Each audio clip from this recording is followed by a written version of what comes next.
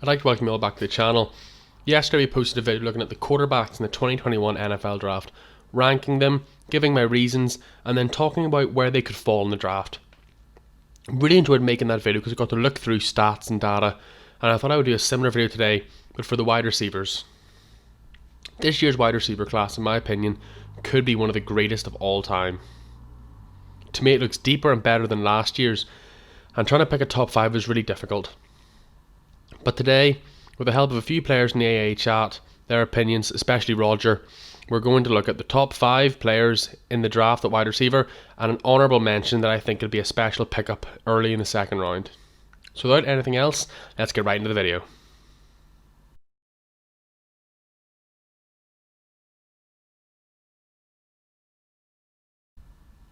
Today's honourable mention is Cardarius Tony. The Florida receiver, coming in at about 5'11", 190 pounds, is electric with the ball in his hands. He is going to be a very good slot receiver at the next level. He is fast, very twitchy with the ball in his hands, and has the potential to become a sort of Jarvis Landry, build up a little bit thicker when he gets into the NFL. They're very good at adding 15-20 pounds just by dietary changes. I think he's going to be a big problem. The only reason I haven't put him higher is I feel like he's got a ceiling when it comes to route running. He doesn't seem very polished, and he's not near as polished as the rest of the class, but his pure athleticism and the season he had under Kyle Trask is electrifying. The only other thing we'll say about him is he might have some niggling injury worries. He's had shoulder injuries his whole career, and that has followed through to the Gators. Now yes, the medical teams get better at the next level, but you also get hit harder and faster. I think in any other NFL draft, he's a first-round talent. This year, he's just fallen victim to an incredibly strong class. The top of the second round, I would recommend him to any team looking wide receiver help. So Cardarius Tony is today's honourable mention.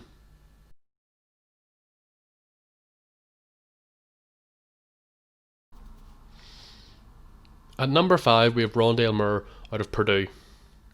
Now, the Boilermakers receiver opted out of the 2020 season, but I do think that after seeing the talent and maybe how the college was running it under COVID circumstances, he decided to opt back in. Now, when he opted back in, he didn't put up great stats, but he still looked electrifying. For us to find his last full season, we're going back to 2018. 120 receptions, 1,400 yards, 12 TDs. A great stat line. Clocking in at 5'9", 180 pounds, he is short but well put together for the position, and is, I think, maybe the best yards after catch player in this class.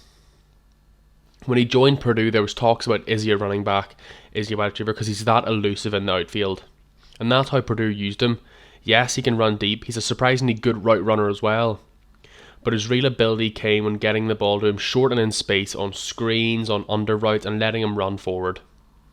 He's going to be a great pickup for teams that already have the over-the-top threat, already have the contested catch threat. At the end of today's video, I'm going to look at who I think he could fall to. But at number 5 in this class, I have Dale Murr of Purdue. Great value pick, middle to late first round.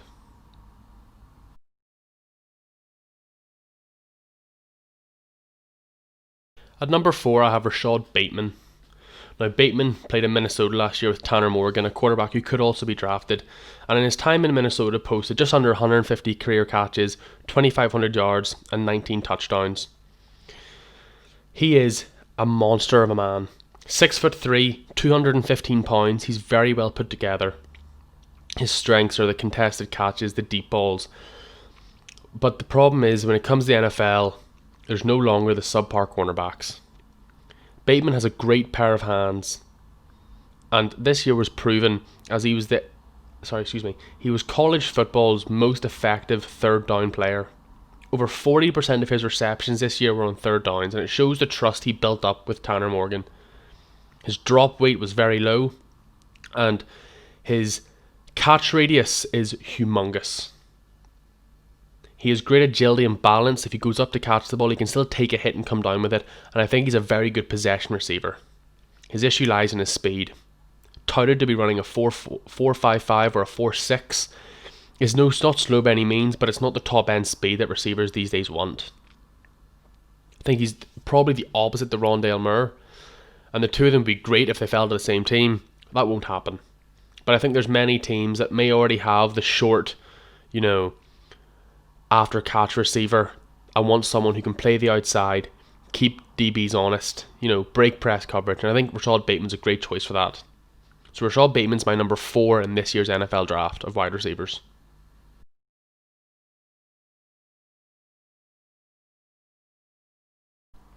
At number 3, we have Jaylen Waddle out of Alabama. Jaylen Waddle is going to go down as one of the best receivers in college history to be a number 2. Everything he's done has sort of been marked by the fact that he's playing with Davonte Smith. And we'll get to him later in the video. Jaylen Waddle is a burner. He reminds me a lot of Henry Ruggs. He's the over-the-top threat. He's the player that keeps defenses honest. Now this year, due to injury, he only got to play about 5 games, tallying just under 500 yards and 4 TDs. Injured just before the national championship, and you saw he tried to go in the game, but didn't look himself. Still put up 3 catches for 40 yards in what was a win for Alabama, and a dominant one at that. But in his career in Alabama, he's averaging over 21 yards per reception. He is the definition of explosive. His deep threat keep defenses honest, but he's also a surprisingly good route runner.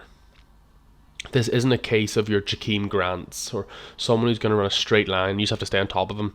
If you stay on top too high, he will cut underneath you and he will damage you. He's a very good receiver, and I believe if Davonte Smith wasn't at Alabama, he puts up incredible stats and is in debate for the number 1. Jaylen Waddle is going to go to a team that just needs explosiveness. When I say that, there's many teams come to mind. Teams that already have the big guy, maybe already have their tight end in place, but need someone just to keep defenses honest. We'll look at that later in the video, but Jaylen Waddle is my number 3 receiver in this draft class.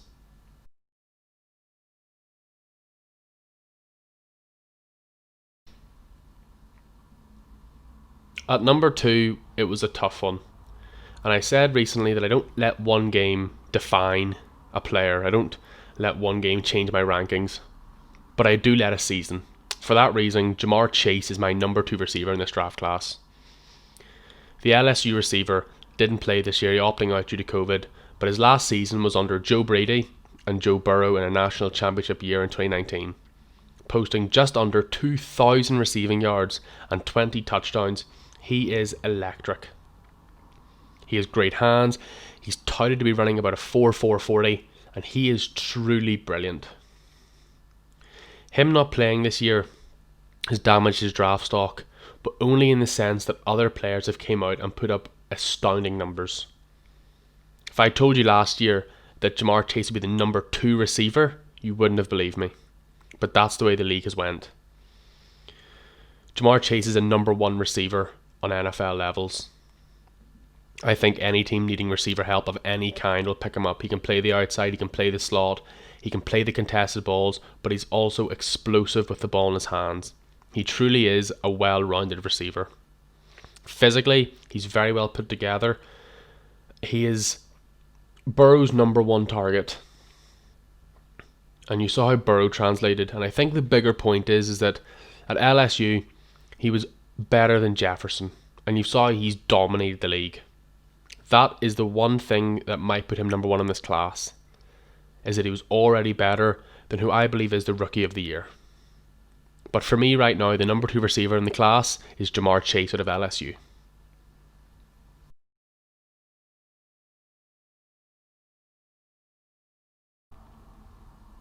My number 1 receiver in this class has already been mentioned many times, and it's no surprise. It's Davonte Smith out of Alabama. This year for Alabama, he posted 1,856 receiving yards. That is 700 yards more than the nearest receiver in college football. He posted 23 touchdowns. That's 4 more than any receiver in college football. There's an argument to say that he has just put up the single greatest college wide receiver season of all time. The national championship, he made Sean Wade, a cornerback from Iowa State, who will be drafted in the first 2 or 3 rounds, look like a man off the street. Over 200 yards, 3 TDs in the biggest game of his career in South Beach. Maybe he stays there. I think Ja'Marr Chase is a top 5 pick in this draft if Davonte Smith wasn't there. But he is. nicknamed the Slim Reaper already. A very slight build. He doesn't look terribly muscular. You wouldn't meet him on the street and go, wow, that's an NFL player. But on the field, he is incredible. His route running is as polished as anyone to come out of the draft in the last decade. His hands are brilliant. His after the catch is surprisingly good. When you watch him play, he doesn't seem to go over the top as fast as you think, but he's going to run a 4.4, maybe a 4.45. He truly is the number one receiver that this draft class didn't need, but they've got him. I think Davonte Smith is a lock. One of the few players in this draft that I think has zero bust potential. He's going to be great at the next level. So for me, Ja'Marr Chase is number 2. And Davonte Smith is the number 1 receiver in this year's class. I believe Davonte Smith is going to go number 3 to Miami. He's the perfect fit and returns to Tua. We're not going to talk too long about that one because I think it's simple. Ja'Marr Chase is up for debate. At 6 you have Philadelphia, at 7 you have Detroit. 2 teams who would love him. But I think Philadelphia look to cover themselves defensively and leaving Detroit take Ja'Marr Chase at 7. Jaylen Waddle, I believe, will rise draft boards as the year goes on. If we get a combine, it could be incredible for him. But as of now, I believe he falls to the teens and maybe even to 18 to Miami. But I don't think Miami take 2 receivers, sadly. So I'm going to say he goes to Indianapolis. Like a young T.Y. Hilton, he gives the over-the-top threat and allows that offense to be more explosive. You move the safeties back, you let Jonathan Taylor play more. I think that's a good fit for him. Next, we're going to look at Rashad Bateman. Big-bodied receiver. There's a lot of options for him in the league. You know, the Colts could also use him, but I think his best fit might be the Baltimore Ravens. This year has proved for the Baltimore Ravens that drops is a problem. Hollywood Brown's hands are like butter at times. Bateman won't have that problem. Big receiver, can play the outside and will catch the ball if Lamar gets it to him. I think it's a perfect fit. Final fit we're going to look for is Dale Murr. Small, explosive, fast. I'm looking at Green Bay or Tennessee. In Green Bay, it's only a matter of time before teams take the approach that they took to Megatron with Davante Adams and say, do you know what? Beat us anyway else. We're going to double and triple him all day. When you do that, you leave one-on-one matchups, and that leaves screens, underneath routes, bubble screens, everything open. Dale Murr's perfect for that. Similarly in Tennessee, AJ Brown's a brilliant physical receiver on the outside. Derrick Henry's a punishing back. But you want to keep defenses on their toes. Dale Murr's a great fit in Tennessee as well. Explosive playmaker with the ball in his hands and will keep defenses honest. In reality, it took me hours to make this video, asking a lot of questions to people, and once again, thank you Roger for helping me with the list. Because there's so much talent here. I haven't talked about Jaylen Waddle out of Oklahoma State. I haven't talked about Clemson receivers. I haven't talked about Terrence Marshall out of LSU. This class is deep. Olave out of Ohio State. But I believe these 6 players hold the highest upside in the league. They'll be drafted the highest, I believe. I think these are the 6 receivers off the board first. I might be wrong, but we'll revisit this come draft day. If you have any problems with my list, if you think I've got anything wrong, or better off, if there's any players you think I've missed, please let me know in the comments below. I would love to have a discussion. I reply to all my comments. If you want to just hit me on Twitter at NFL Faulkner, we'll have a talk there. But thank you very much for watching the video. I'll see you all tomorrow and I hope you have a great day.